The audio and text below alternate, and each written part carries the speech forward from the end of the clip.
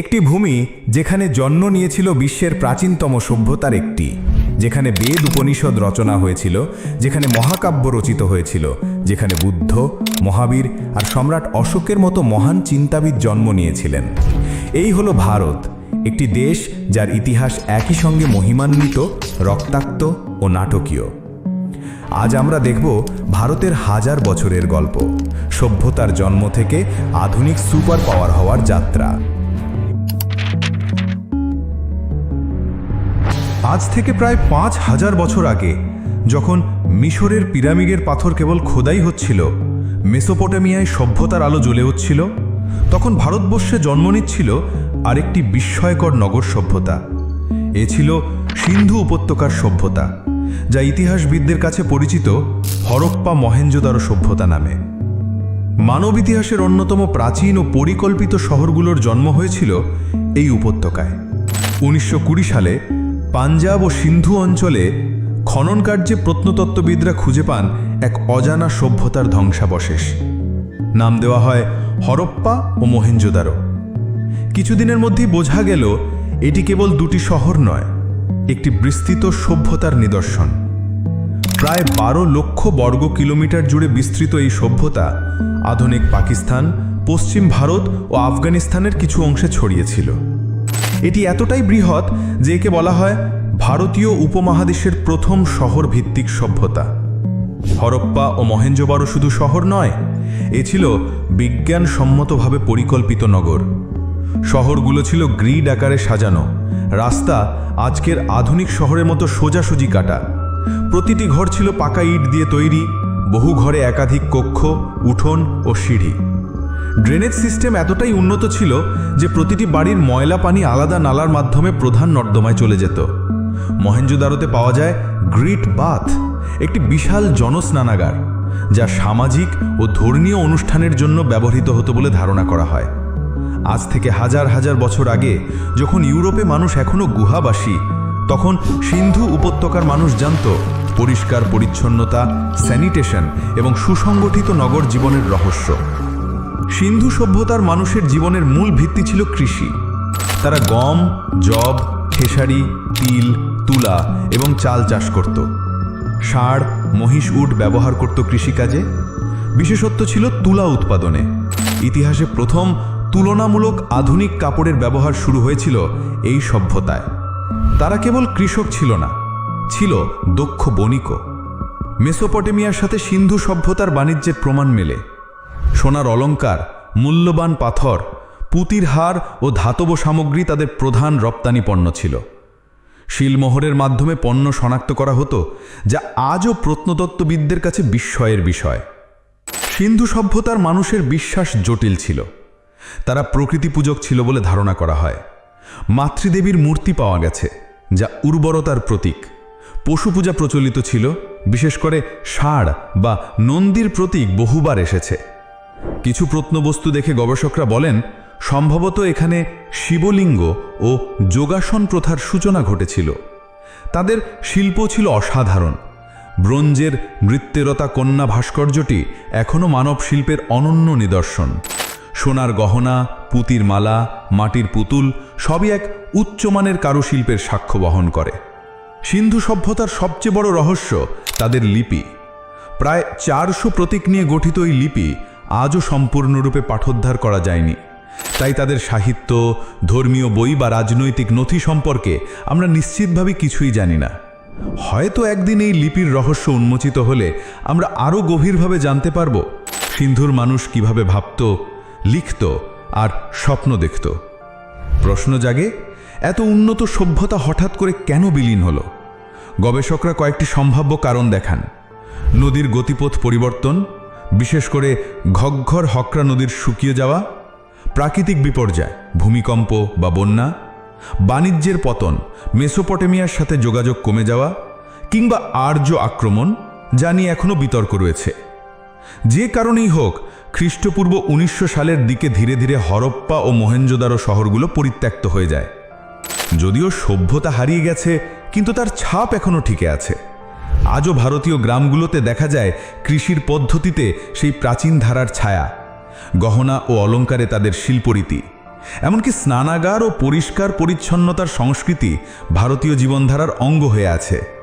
সিন্ধু সভ্যতা শুধু প্রাচীন ভারতের প্রথম অধ্যায় নয়, এ এক চিরন্তন উত্তরাধিকার যা ভারতীয় সংস্কৃতির মেরুদণ্ড গড়ে তুলেছিল। যেখান থেকে শুরু হলো এক মহান যাত্রা, ভারত সভ্যতার জন্ম থেকে আধুনিক সুপার পাওয়ার।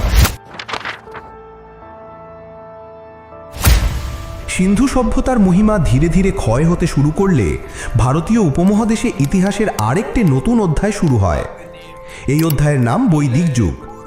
মানব ইতিহাসে এটি শুধু ভারতের নয়, সমগ্র বিশ্বের অন্যতম গুরুত্বপূর্ণ একটি সময়কাল। কারণ এই যুগে ভারতীয় সংস্কৃতি, ধর্ম, দর্শন, ভাষা এবং সামাজিক কাঠামোর ভিত্তি রচিত হয়। কিন্তু এই গল্প শুধু একটি নতুন সভ্যতার জন্মের নয়, বরং আর্যদের আগমন, তাদের সংস্কৃতি, তাদের সঙ্গে স্থানীয়দের মেলবন্ধন এবং একটি নতুন সমাজ রাজনীতির রূপ গঠনের কাহিনী। আজ আমরা প্রবেশ করব সেই অতীতের ভেতরে, যেখানে পুরোহিতদের মন্ত্রধ্বনি, যজ্ঞের আগুন, বেদের স্রোত আর বৈদিক জীবনের ছাপ অমলিন হয়ে আছে। সিন্ধু সভ্যতার পতনের পর প্রায় খ্রিস্টপূর্ব 1500 অব্দে ভারতীয় উপমহাদেশের নতুন এক জনগোষ্ঠীর আগমন ঘটে। এরা নিজেদের পরিচয় দিত আর্য নামে, যার অর্থ শ্রেষ্ঠ বা উচ্চবর্ণ। ইতিহাসবিদরা মনে করেন আর্যরা মূলত মধ্য এশিয়া বা ইরান, আফগানিস্তান অঞ্চলের যাযাবর জনগোষ্ঠী থেকে এসেছিল। তারা ঘোড়াসমার, যুদ্ধকুশলী এবং পশুপালনে অভ্যস্ত ছিল। এদের হাতে ছিল রথ, যা তখনকার ভারতের মানুষের কাছে একেবারেই নতুন ছিল। আর্যদের ভাষা ছিল সংস্কৃতের প্রাচীন রূপ, যা পরে ভারতীয় সাহিত্যের এবং বৈদিক ধর্মগ্রন্থের ভিত্তি তৈরি করে।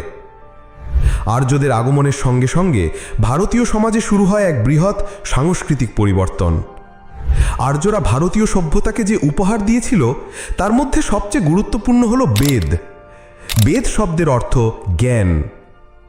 4টি প্রধান বেদ হল ঋগ্বেদ, দেবতাদের স্ত্রোত সংগ্রহ, প্রাচীনতম; যজুর্বেদ, যজ্ঞবিধি ও আচার; সামবেদ, সঙ্গীত ও সুরের মাধ্যমে উপাসনা; অথর্ববেদ, মন্ত্র, জাদুবিদ্যা ও চিকিৎসাবিদ্যা।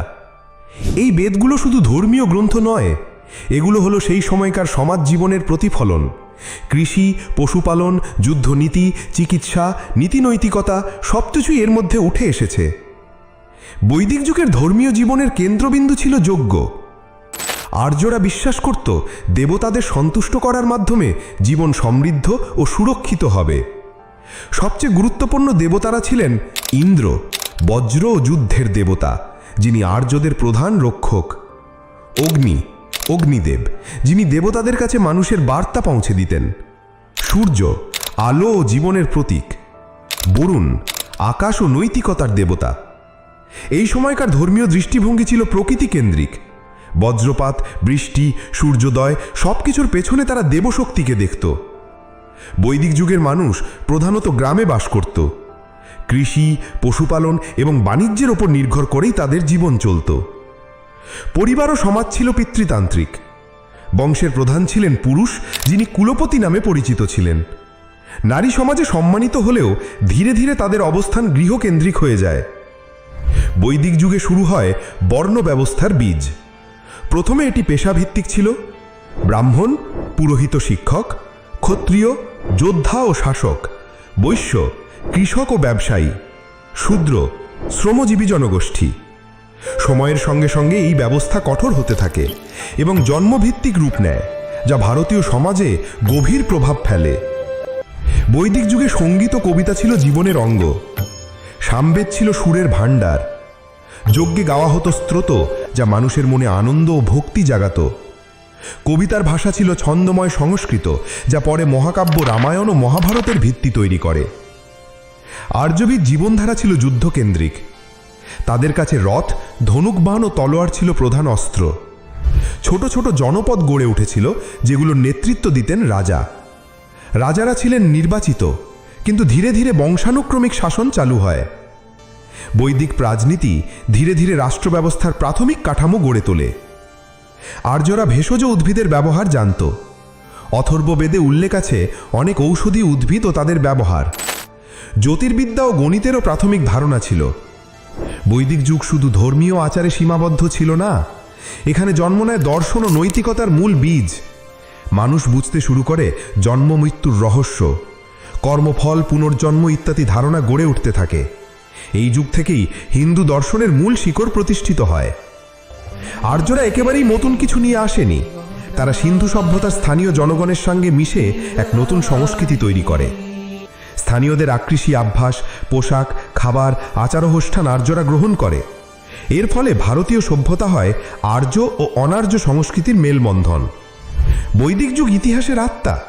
এই যুগেই জন্ম নেয় বর্ণ ব্যবস্থা, ধর্মীয় আচার, দর্শন, সঙ্গীত ও সাহিত্যের ভিত্তি। আর্যদের আগমন শুধু নতুন মানুষের আনেনি, বরং একটি সম্পূর্ণ নতুন সভ্যতার জন্ম দিয়েছিল।